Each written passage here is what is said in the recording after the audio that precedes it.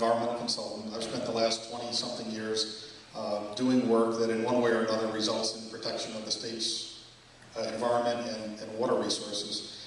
And if you've been paying attention to this issue, the Marcellus issue over the last few years, and I know all of you have, you're being told over and over by some quarters that we should turn our backs on the Marcellus because we cannot develop the Marcellus without sacrificing our freshwater resources. Well, I'm of the belief, based on my background and my experience, that we can do both. We can develop Marcellus shale gas and we can protect the state's environment and water resources. Now tonight, I'd like to get to questions and answers as soon as we can. I'm going to go as quickly as I can. We can talk about any of the environmental issues that are on your mind tonight. If you have questions, I'm sure there's someone up at this table who can take a crack at answering. Hopefully we can answer. I'm going to focus tonight mainly on just one or two issues, and then we can cover everything else during Q&A. Just quickly, the Marcellus Shale formation formed about 380 million years ago when this area was covered by a shallow saltwater sea. And it was the type of sea that was deep, and the water was stratified, and it also held a lot of life, a lot of plant and animal life in the water column.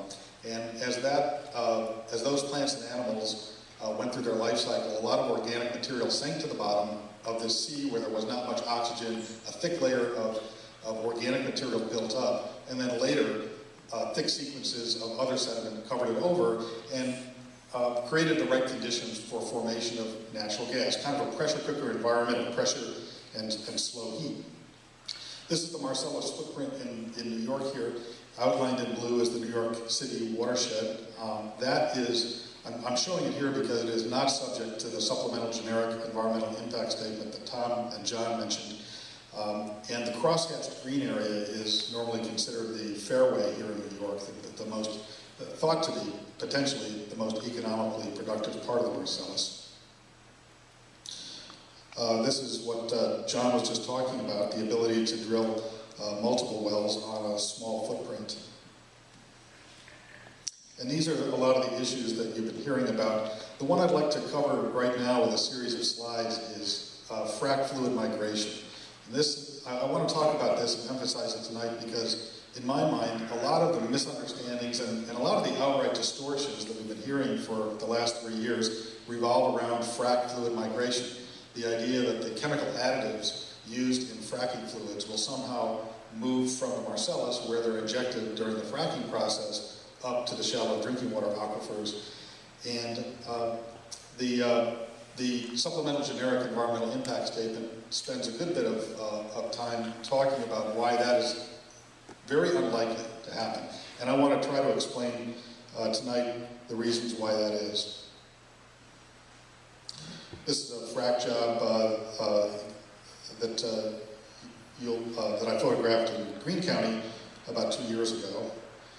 These are some of the bulk chemicals that are delivered to these sites that are mixed in with the water and sand during the fracking job.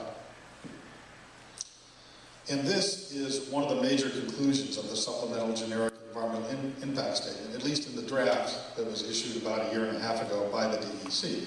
Hydraulic fracturing does not present a reasonably foreseeable risk of significant adverse environmental impacts to potential freshwater aquifers. And there are a lot of reasons why that would be the case. This slide helps me understand the scale of the Marcellus. This is the Grand Canyon, somewhere around Grand Canyon National Park in Arizona.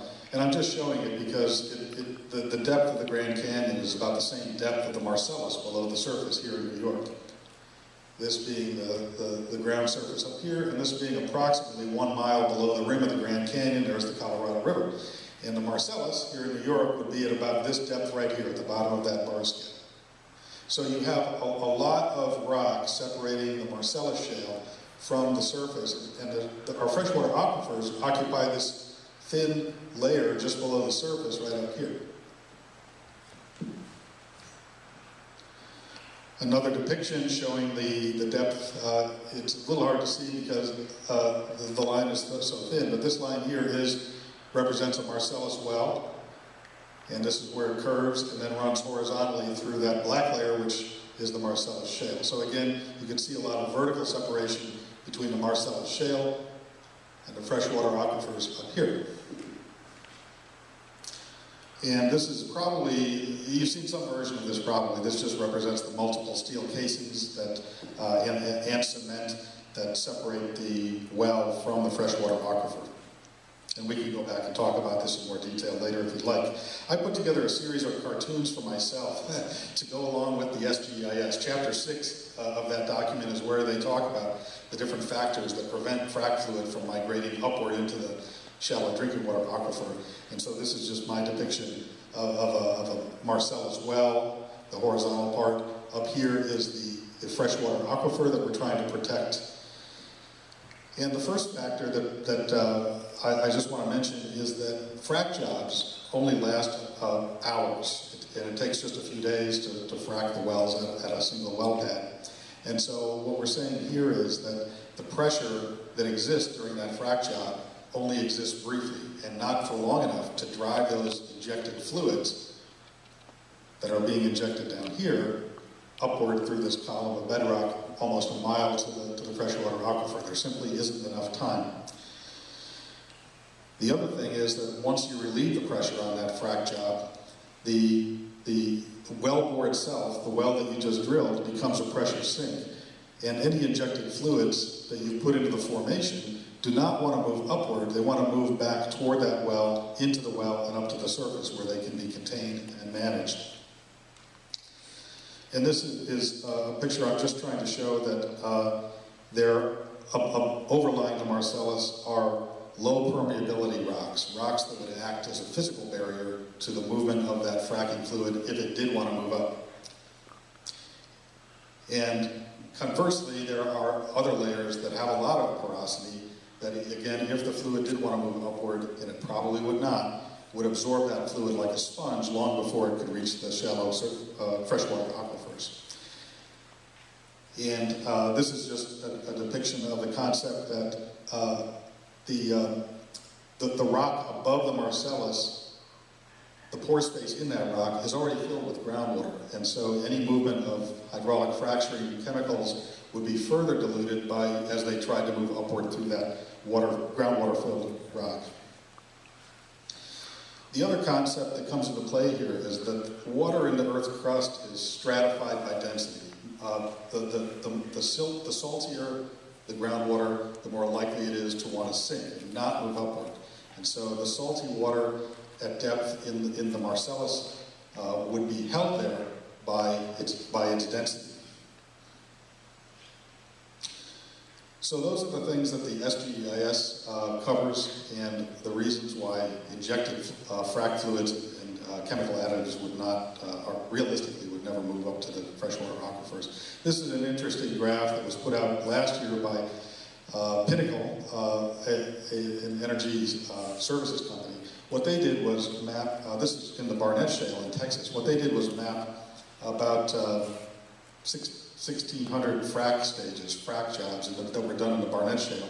They sorted them by depth, and so this line here is really a series of points that show individual frac jobs sorted by depth, deeper here and shallower here. This is the surface, and these blue bars represent the depth of the freshwater aquifer in each of those corresponding locations. And these spiky looking things are individual frac jobs, and they represent the length of the fractures that were created during those individual frac events. And the reason I wanted to show you the slide is that, again, even where the Barnett Shale wells were their shallowest at this end, and where the groundwater is deepest at those locations, you still have thousands of feet of bedrock separating those wells from the freshwater aquifer. And this is a similar graph for the Marcellus Shale. There aren't as many wells, so there's not as much data, but you can see the same trend is true there. So that's what I have to say about frac fluid migration. What